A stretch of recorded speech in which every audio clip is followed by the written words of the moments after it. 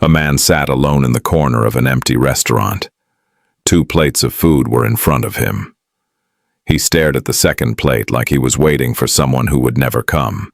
Then a voice broke the silence. It was shaking and desperate. "Excuse me, my son is hungry. Can we stay here for a little while?" He looked up. A thin woman stood near the door. A small boy was hiding behind her legs. The child's eyes showed both fear and hunger. The man didn't know that his answer would open a story that both of them had been looking for all along. The restaurant had been Marcus's Friday night habit for 3 years now. Same corner table, same 2 plates, same silence that felt heavier than any talking. He was 42, though people said he looked older.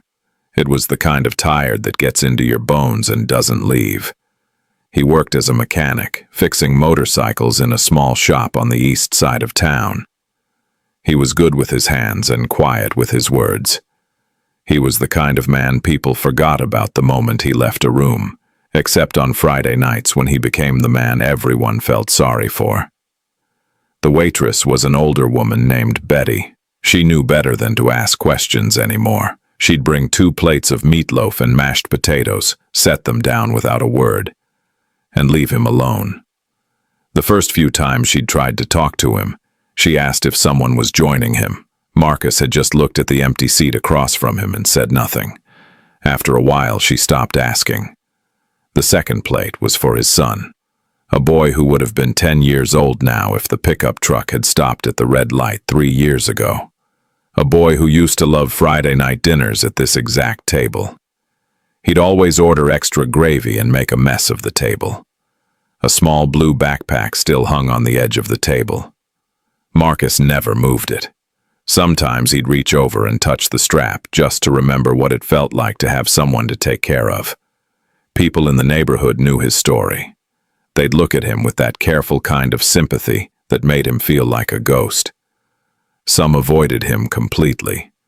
Others would nod and say nothing, which was worse somehow. A few had told him to move on, to let go, to stop hurting himself with these weekly dinners, but they didn't understand. This wasn't hurting himself. This was the only hour of the week when his son still felt real. Tonight was no different. Marcus sat with his hands folded on the table, staring at the untouched plate in front of the empty seat. The meatloaf was getting cold. He'd wait another 10 minutes like always, then ask Betty to box it up. He'd take it home and throw it away, same as every week. But then the door opened. A woman stepped inside. She was thin and pale, wearing a coat 2 sizes too big. Behind her, half hidden, was a boy, maybe 6 years old. His clothes were dirty. His face was smudged with something that might have been tears or just tiredness. The woman didn't come all the way in. She stood near the doorway, looking around like she wasn't sure she was allowed to be there. The boy held onto her leg. Betty saw them and frowned. She walked over, drying her hands on her apron.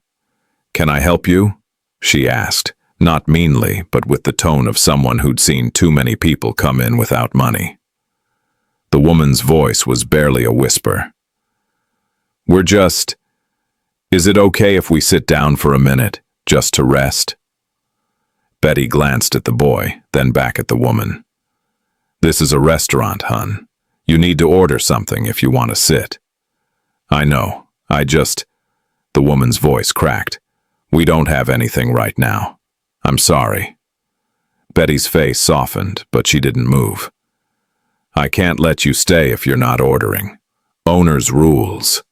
The boy looked up at his mother, and something in his eyes, hunger, fear, shame, hit Marcus like a punch to the chest. He stood up before he could think about it. "They're with me," he said. Betty turned surprised. The woman looked at him like she couldn't believe what she'd just heard. Marcus pointed to the table. "Come sit down." The woman hesitated. "We can't. We don't want to bother you." "You're not," Marcus said. He looked at the boy, then at the second plate of food growing cold on the table. "Please." The woman's eyes filled with tears, but she nodded. She guided her son to the table, and they slid into the seat across from Marcus. The boy stared at the plate of food like it wasn't real. Marcus pushed it toward him. "Go ahead." The boy looked at his mother. She nodded, her hand shaking as she touched his shoulder. He picked up the fork and started eating, fast and desperate, like he wasn't sure the food would still be there if he slowed down. The woman wiped her eyes with the back of her hand. "Thank you," she whispered. "We'll pay you back. I promise." Marcus shook his head. "You don't owe me anything." Betty brought over a glass of water and set it in front of the boy without a word. She met Marcus's eyes for just a moment. Something unreadable passed between them, then she walked away. For a while, no one spoke. The boy ate. The woman kept her head down, her hands folded in her lap like she was praying. Marcus watched them and felt something he hadn't felt in 3 years, something that wasn't emptiness. When the boy finally slowed down, his plate almost clean, he looked up at Marcus with wide, thankful eyes. "Thank you," he said quietly. Marcus's throat tightened. The boy's voice sounded so much like his son's. The woman reached across the table, hesitant.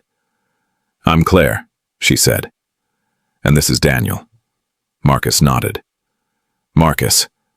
She tried to smile, but it didn't quite reach her eyes. We're not usually like this. She trailed off, looking down at her hands. "Things got hard. We're trying to figure it out." Marcus didn't ask for details. He'd learned a long time ago that some stories were too heavy to tell to strangers. "Where are you staying?" he asked instead. Claire's face got tight.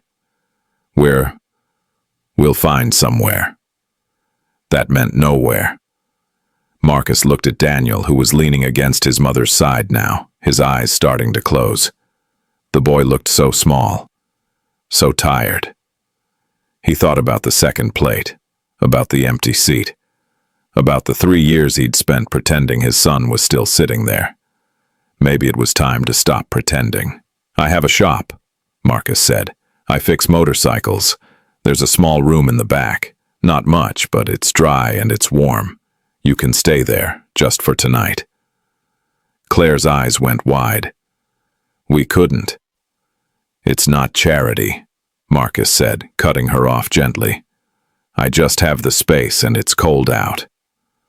She looked at him like she was trying to figure out if he was real. Then she looked at Daniel, who'd fallen asleep against her shoulder, and something in her broke. "Okay," she whispered. "Just for tonight." Marcus paid the bill and led them out to his truck. Daniel was half asleep, stumbling, so Marcus picked him up without thinking. The boy was light, too light, and he smelled like rain and dirty clothes. Claire climbed into the passenger seat, and they drove in silence through the empty streets. The shop was only 10 minutes away. It was a short brick building with a metal garage door and a faded sign that said Marcus's Motors. Inside, it smelled like oil and metal and old concrete. Marcus led them past the motorcycles in different stages of repair, through a narrow hallway to a small room in the back. It had a cot, a space heater, and a pile of old blankets. "It's not much," Marcus said, setting Daniel down on the cot. The boy didn't wake up. Claire stood in the doorway, looking around like she still couldn't believe this was happening. "Why are you doing this?" Marcus didn't know how to answer that. He looked at the boy, curled up on the cot, and thought about the blue backpack hanging in the restaurant table. "Because someone should," he said finally. Claire's eyes filled with tears again, but this time she didn't wipe them away. "Thank you," she whispered. Marcus nodded and turned to leave. But as he reached the door, Claire spoke again. "I will pay you back," she said, her voice stronger now. "I don't know how, but I will." Marcus looked back at her. "You don't have to." But even as he said it, he wondered if maybe she wasn't the only one who needed saving. He didn't know that this decision, this one moment of saying yes instead of no, would change everything he thought he knew about sadness, about family, about what it meant to keep living when the person you loved most was gone. He didn't know that by opening his door, He was about to step into the hardest and most important chapter of his life. All he knew was that for the first time in 3 years, the second plate hadn't gone to waste. Claire and Daniel stayed for 3 days before Marcus realized they had nowhere else to go. He hadn't asked. She hadn't offered. But on the 4th morning, when he came into the shop early and found Claire, already awake, scrubbing the oil stains off the concrete floor with a rag and a bucket of soapy water, he understood. "You don't have to do that," Marcus said. Claire looked up, her hands red and rough. "I need to do something. You've already done too much." Daniel was still asleep in the back room, curled under the pile of blankets. Marcus could see him through the doorway, small and still. "You looking for work?" Marcus asked. Claire stood up, wiping her hands on her jeans. "I'll take anything." He made a call to Betty at the restaurant. She needed someone in the kitchen washing dishes and preparing vegetables. It didn't pay much, but it was something. Claire started the next day. Marcus told himself it was temporary, a week, maybe 2, just until she got back on her feet. But weeks turned into a month, and Claire and Daniel became part of the rhythm of his life in a way he hadn't expected. Daniel would sit in the corner of the shop after school, doing homework on an upside-down crate while Marcus worked on engines. Sometimes the boy would ask questions. Why did motorcycles need oil? How did the gears work? What made them go fast? Marcus answered them all, surprised at how easy it was to talk to a child again. Claire worked long hours at the restaurant, but she always came back to the shop at night. She'd bring leftovers from the kitchen, and the 3 of them would eat together in the back room. It wasn't much, but it felt like something Marcus hadn't had in years. It felt like a routine, like a life. But the neighbors noticed. Mrs. Callahan from the apartment building next door was the first to say something. She cornered Marcus one afternoon while he was carrying groceries from his truck. "I don't mean to pry," she said, though her tone suggested otherwise. "But that woman and her boy, they've been here a while now, haven't they?" Marcus shifted the grocery bag in his arms. They needed a place to stay. Mrs. Callahan's lips pressed into a thin line. "People talk, Marcus. A widower and a woman who's clearly running from something. It doesn't look right." "I'm not worried about how it looks," Marcus said, but after she walked away, he found himself wondering if maybe he should be. The whispers started small. A few glances at the restaurant when Claire served tables. A comment from one of Marcus's customers about the boy who was always hanging around the shop. Nothing really cruel, but enough to remind him that people were watching. Then one evening, Betty pulled him aside after he'd come to pick up Claire. "I like her," Betty said, nodding toward Claire, who was wiping down the counter. "She works hard, but you need to be careful, Marcus." "Careful of what?" Betty glanced around, then lowered her voice. "People are saying things about you two. About why she's staying with you." Marcus felt his jaw tighten. "She's staying because she has nowhere else to go." "I know that," Betty said gently. "But not everyone does. And some folks, they think you're either being taken advantage of or you're taking advantage. Either way, it's not going to end well if you're not careful." Marcus wanted to argue, but he couldn't, because late at night when he lay awake in his apartment above the shop, he'd started asking himself the same questions. Was he helping Claire because it was the right thing to do, or was he using her and Daniel to fill the hole his son had left behind? He didn't have an answer. The breaking point came on a Tuesday night. Daniel had been quiet all afternoon, sitting in his usual corner but not doing his homework. When Claire came to pick him up, the boy's face was red, his eyes glassy. "He's warm," Claire said, pressing her hand to his forehead. Her voice was tight with worry. Marcus touched Daniel's forehead. The heat coming from the boy's skin sent a spike of fear through his chest. "We need to take him to the hospital." Claire's face went pale. "I don't have insurance." I can't. I'll pay, Marcus said, already grabbing his keys. They drove to the emergency room in silence. Daniel slumped against his mother in the back seat. Marcus gripped the steering wheel and tried not to think about the last time he'd been in a hospital. 3 years ago, when the doctors had told him there was nothing they could do. At the ER, they waited for 2 hours before a doctor finally examined Daniel. The boy had a fever of 103 degrees, a bad infection that needed medicine. The doctor wrote a prescription and told them to watch him closely. The bill came to $470. Marcus paid it without hesitation. On the drive back, Claire cried silently in the passenger seat. Daniel was asleep in the back, the fever already starting to go down thanks to the medicine. I can't keep doing this to you, Claire said, her voice barely heard. Marcus kept his eyes on the road. You're not doing anything to me. Yes, I am. She wiped her face with her sleeve. You've given us a place to stay, helped me find work. And now this. And I have nothing to give you back. I don't want anything back. Claire turned to look at him, her eyes red and swollen. Why are you doing this, Marcus? Really? Because no one just helps people like this, not without wanting something.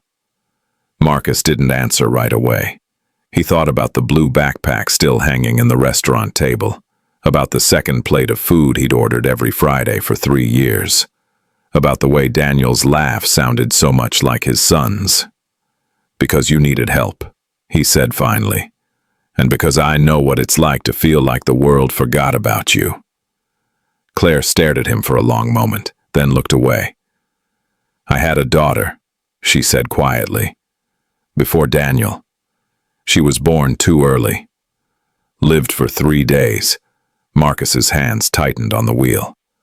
Her name was Emma, Claire continued, and when she died, my husband blamed me, said it was my fault for not taking care of myself, for being too stressed.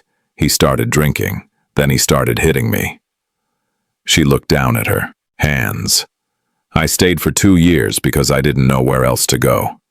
Then one night, he hit Daniel, and I knew we had to leave. Marcus felt something crack open in his chest. I'm sorry. I'm not telling you this for pity, Claire said. I'm telling you because I need you to understand. I know what it's like to lose someone, and I know what it's like to feel like you're using someone else to fill that space. She looked at him, her eyes fierce despite the tears. So if that's what you're doing, if you're helping us because Daniel reminds you of your son, I need you to tell me now, because I can't let him get attached to someone who's going to disappear when they realize he's not a replacement. Marcus pulled the truck over to the side of the road. He turned off the engine and sat there, staring at the dashboard. I lost my son 3 years ago, he said. His voice felt like gravel. Drunk driver ran a red light. He was 7. And yeah, when I look at Daniel, I see him. I hear him. And for the first time in 3 years, I don't feel like I'm drowning. He looked at Claire. So maybe you're right. Maybe I am using you. But I don't think that's all this is.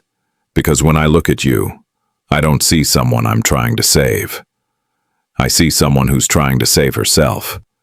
And I think maybe we're both just trying to figure out how to keep going. Claire's eyes filled with tears again, but this time she didn't look away. I don't want to hurt him, she whispered. Or you. Then don't leave, Marcus said.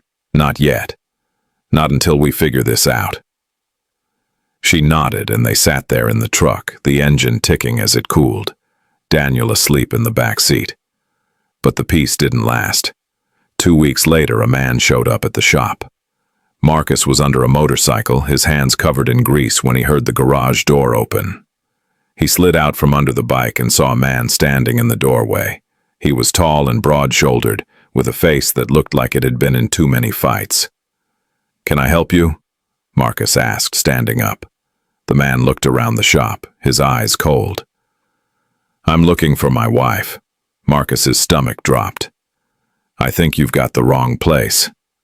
Claire Patterson, the man said, and my son, Daniel. Someone told me they've been staying here. Marcus didn't move. If they were here, I don't think they'd want to see you. The man's jaw tightened. That's not your decision to make. She's my wife.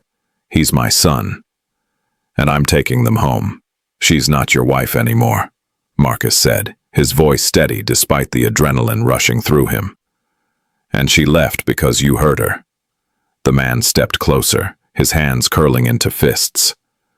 You don't know what you're talking about. I know enough. They stared at each other, the air thick with tension. Then the man smiled, and it was the ugliest thing Marcus had ever seen. You think you're some kind of hero? The man said. Playing house with my family? She's using you, buddy, and when she's done, she'll leave you just like she left me. Marcus didn't flinch. Get out of my shop. The man didn't move. I'll be back, with a lawyer if I have to, and when I am, you better hope you've got a good reason for keeping a man from his son. He turned and walked out, and Marcus stood there, his hands shaking, staring at the empty doorway. That night, Claire didn't come back to the shop. Marcus called the restaurant. Betty said Claire had left early, said she wasn't feeling well. He tried her cell phone, but it went straight to voicemail. He drove to the motel on the edge of town, the only place he could think of where she might go. Her car was parked outside one of the rooms. He knocked on the door. No answer. Claire, it's Marcus. Open the door. After a long moment, the door cracked open. Claire stood there, her face pale, her eyes red. Daniel sat on the bed behind her, holding a pillow. We have to go, Claire said. Her voice was flat. He found us. If we stay, he'll take Daniel, or hurt you, or both. Marcus shook his head. You can't run forever. I'm not running forever, Claire said. I'm just running now. She tried to close the door, but Marcus caught it. Let me help.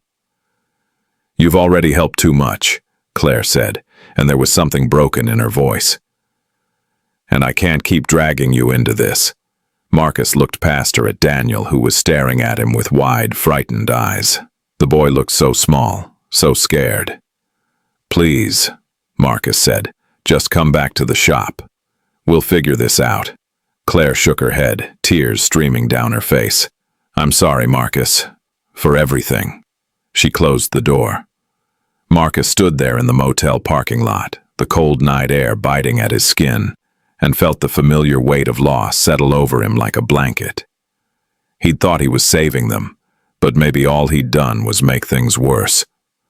The next morning, Marcus went to the shop and found a drawing on the workbench. It was done in crayon, the lines shaky, but careful. 3 stick figures stood in front of a building that was clearly the shop. A tall man, a woman, and a small boy. At the bottom, in Daniel's careful handwriting, were 3 words. Thank you, Marcus. Marcus sat down on the floor, the drawing in his hands, and for the first time in 3 years he cried. Not because he'd lost someone, but because he'd found them. And now they were gone. Marcus sat in the empty shop for 2 days, staring at Daniel's drawing.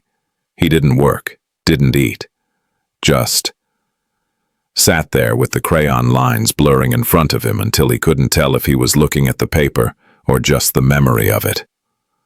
On the 3rd day, Betty called. Claire didn't show up for her shift, she said. Again. Marcus's chest tightened. Did she call?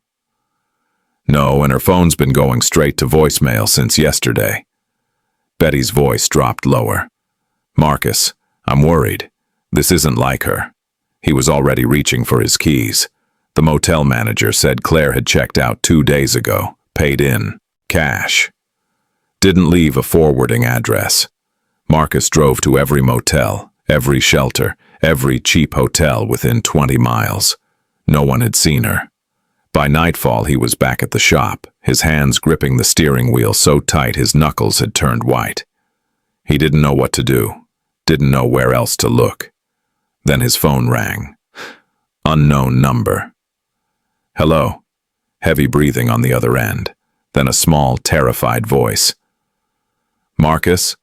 His heart stopped. Daniel? The boy's words came out in a rush, barely understandable. He found us. Mom told me to hide, but I heard them fighting, and there's yelling, and I'm scared, and I don't know what to do. Where are you? Marcus was already starting the truck. The old apartment on Maple Street, the one with the blue door. Daniel's voice cracked. Please come, please. The line went dead. Marcus drove faster than he should have, his mind racing through every terrible possibility. He knew Maple Street was on the south side, the kind of neighborhood where people minded their own business, even when they shouldn't. He found the building, a sagging two-story structure with peeling paint and broken gutters. The blue door was on the first floor, slightly open. Marcus pushed it open. The apartment was small and dark, the air thick with the smell of alcohol and something else. Fear. He heard voices from the back room, a man shouting, a woman pleading. Marcus moved quickly down the narrow hallway, his pulse hammering in his ears. The bedroom door was half open. Through the gap, he could see Claire backed against the wall, her lip bleeding, her hands raised in front of her face. The man, her ex-husband, stood over her, one fist clenched, the other holding her wrist in a grip that was turning her skin white. You think you can just take my son and run? The man was saying, his voice thick with anger. You think some loser mechanic is going to protect you? Marcus didn't think. He just moved. He shoved the door open and stepped inside. The man spun around, his eyes wild. For a moment, they just stared at each other. Get out of my house, the man said. Let her go, Marcus said. His voice was steady, but his hands were shaking. The man laughed, a harsh, ugly sound. Or what? You going to hit me? Go ahead. Give me a reason to call the cops and have you arrested. Marcus took a step forward. I said let her go. The man released Claire's wrist and turned fully toward Marcus. He was bigger, younger, and Marcus could see the coiled violence in his posture. This was a man who'd hurt people before and would do it again without hesitation. You want to be a hero? The man said, moving closer. Fine. Let's see how that works out for you. He swung. Marcus barely dodged the first punch. The second one caught him in the ribs, and he felt something crack. Pain exploded through his side, but he didn't go down. He shoved the man back hard, and they crashed into the dresser. Claire screamed. Marcus heard footsteps in the Fustesa hallway. Neighbors, maybe, or just curious onlookers. The man swung again, and this time Marcus caught his arm, twisted it, and used the momentum to drive him into the wall. The man's head hit the plaster with a dull thud, and he staggered back, dazed. Marcus stood there, breathing hard, his ribs screaming in protest. Then he heard the sirens. Someone had called the police. 2 officers arrived within minutes, their hands on their holsters as they stepped into the apartment. They separated Marcus and the ex-husband, took statements, examined Claire's bleeding lip and the bruises forming on her wrist. The ex-husband tried to spin a story about how Marcus had broken into his apartment and attacked him without reason. But the neighbors had heard the fighting, and when the officers found Daniel hiding in the closet, shaking and crying, the boy's testimony sealed it. They arrested the ex-husband for domestic assault, read him his rights, and let him out in handcuffs while he shouted threats over his shoulder. One of the officers, a woman with kind eyes and graying hair, sat down with Claire at the kitchen table. You need to file for a restraining order, she said gently, and we'll need to document everything for the custody case. Claire nodded, her hands trembling. I don't have a lawyer. I can't afford. There are resources, the officer said. Shelters, legal aid. I'll get you the information. She looked at Marcus, who was leaning against the wall holding his ribs. You should get that looked at. I'm fine, Marcus said, though he wasn't sure that was true. The officer gave him a long, measuring look. You did a good thing tonight, but you need to be smart about what comes next. Cases like this get complicated fast. After the police left, Marcus drove Claire and Daniel back to the shop. No one spoke. Daniel sat in the back seat, his face pale and streaked with tears. Claire stared out the window, her hand pressed against her mouth. Inside the shop, Marcus made them tea. Claire sat on the cot in the back room. Daniel curled up beside her, and they didn't move for a long time. Finally, Claire looked at Marcus. Why did you come?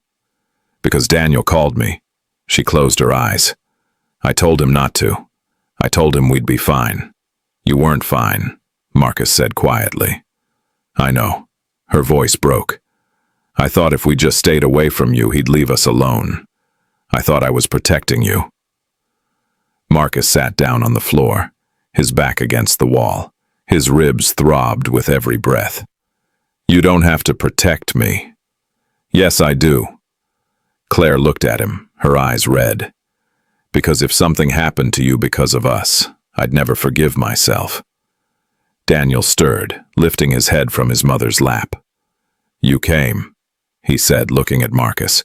His voice was small and fragile. You came even though we left. Marcus felt his throat tighten. Of course I did. The boy started crying again, and Claire pulled him close, and Marcus sat there on the cold concrete floor, feeling like his heart was being torn in two. The next few weeks were a blur of lawyers and court dates and paperwork. Marcus used every connection he had, called in every favor. He vouched for Claire, offered the shop as a stable home, and wrote letters testifying to her character. The community, surprisingly, rallied. Betty wrote a letter. Mrs. Callahan, despite her earlier misgivings, spoke to the judge about Claire's work ethic and Marcus's kindness. Even some of Marcus's customers stepped forward, people who'd seen Claire and Daniel at the shop and could attest that they were being cared for. It wasn't easy. The ex-husband fought for custody, hired a lawyer, and tried to paint Claire as an unfit mother, but the evidence was against him. The police reports, the hospital records, Daniel's own testimony. In the end, the judge granted Claire full custody with a 5-year restraining order. The ex-husband was ordered to stay at least 500 feet away from Claire and Daniel at all times. When the verdict came down, Claire broke down in the courthouse hallway, not from relief, though that was part of it, but from the weight of everything she'd been carrying finally lifting.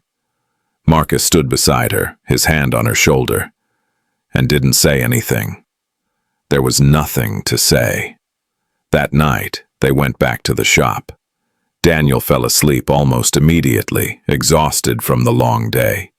Claire and Marcus sat in the main work area, surrounded by tools and motorcycle parts, drinking coffee that had gone cold. I don't know how to thank you, Claire said. You don't have to. She looked at him. Really looked at him. You could have walked away so many times, but you didn't. Marcus stared at his hands. I tried to. That night at the motel, I thought maybe I was making things worse. You weren't. I know that now. He looked up at her. But I also know that I wasn't just helping you. I was helping myself. And I'm not sure that makes me a good person. Claire shook her head. It makes you human. We both lost children. We both know what it's like to feel like the world ended and kept going anyway. And maybe we found each other because we needed to learn how to live with that. She was right. Marcus knew she was right, but it still felt complicated. Messy. Like they were both using each other and healing each other at the same time. What happens now? He asked. I don't know, Claire said, but I think we figure it out together. 3 months later, Marcus went back to the restaurant on a Friday night, but this time, he wasn't alone.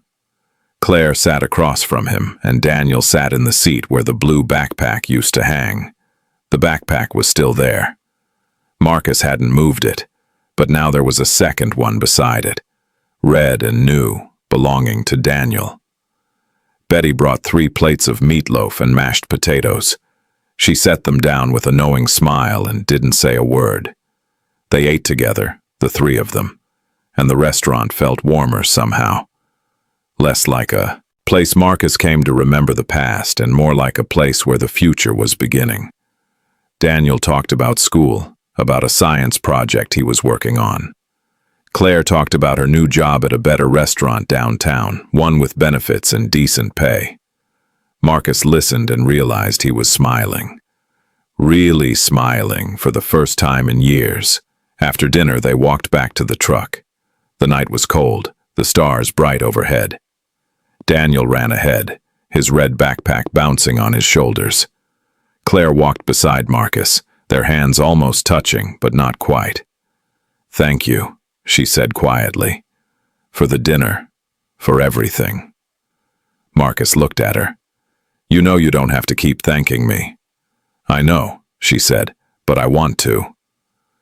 They drove back to the shop in comfortable silence. Daniel fell asleep in the back seat, his head resting against the window. Claire looked back at him, her expression soft. "He asked me the other day if you were going to be his dad," she said. Marcus's hands tightened on the steering wheel. "What did you tell him?" "I told him that family doesn't always look the way we expect it to, but that doesn't make it any less real." Marcus didn't respond. He couldn't, because the truth was, he didn't know what they were, didn't know if he could ever be a father again, or if Claire could ever be more than someone he'd helped. But he knew this, for the first time in 3 years he didn't feel alone. And maybe that was enough. Back at the shop, Marcus carried Daniel inside and laid him on the cot. The boy didn't wake up. Claire covered him with a blanket and stood there for a moment, watching him sleep. Marcus stood in the doorway, and Claire turned to look at him. "Stay," she said, not a question, just a simple request. So he did. They sat together in the workshop, surrounded by the smell of oil and metal, and talked about nothing important. About the weather, about Daniel's science project, about the new coffee shop that had opened down the street. And slowly, without either of them noticing, the conversation shifted. They talked about the people they'd lost, about the children they'd never stop missing, about the guilt and the sadness and the impossibility of moving forward when part of you was still stuck in the past.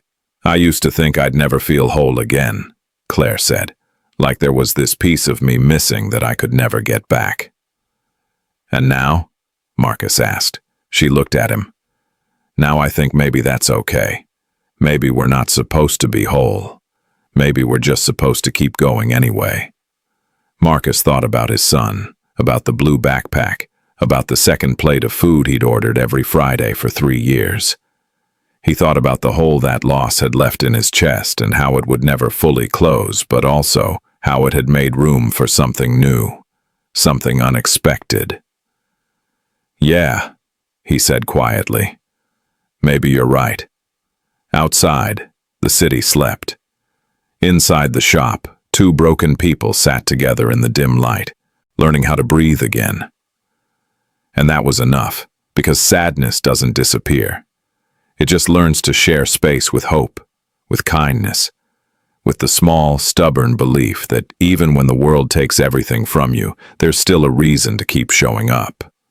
Marcus didn't replace his son. Claire didn't forget her daughter, but they learned that you can hold on to what you've lost and still reach for what's in front of you. Family isn't always the people you're born with. Sometimes it's the people who show up when you need them most, the ones who sit with you in the dark and don't try to fix you, the ones who understand that healing isn't about moving on. It's about learning to carry your sadness without letting it crush you. And sometimes, if you're very lucky, Healing looks like a single father sitting in a restaurant with 2 plates of food, waiting for someone who will never come. Until one day, someone else does.